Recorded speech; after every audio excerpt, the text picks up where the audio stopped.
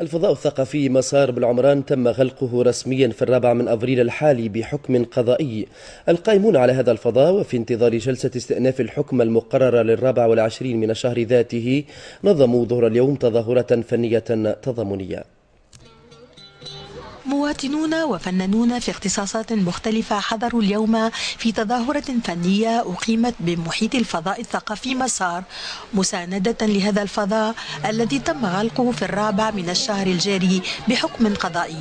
كنا نتمنى أنه يتحل 100 مركز شبيه له خلال السنة هذه في جميع القرى والبلدان، تكون وسيلة أولا للتشغيل، وثاني حاجة لمقاومة الإرهاب ولتكوين أجيال واعية وفاهمة. شوف قداش من صغير هنا، قداش من صغير نجموا نمنعوه من التطرف.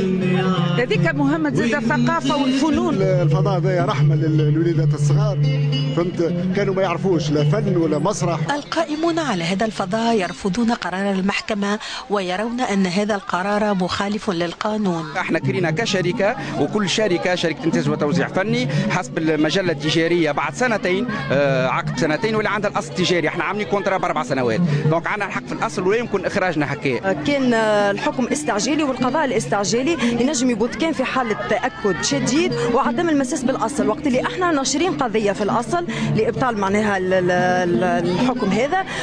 القاضية ما استندتش ما إلى القضية هذه ونظرت وفسرت العقد وحدها اللي هو ما هوش اختصاصها، وحكمت بالخروج لانتهاء العلاقة التسويقية. وحاولت التنفيذ معناها بالقوة العامة زاد هذيك فيها تجاوز القانون. بالموسيقى والشعر والجرافيتي والفن التشكيلي والكاريكاتور عبر الحاضرون عن دعمهم لهذه القضية في انتظار التصريح بالحكم في الاستئناف.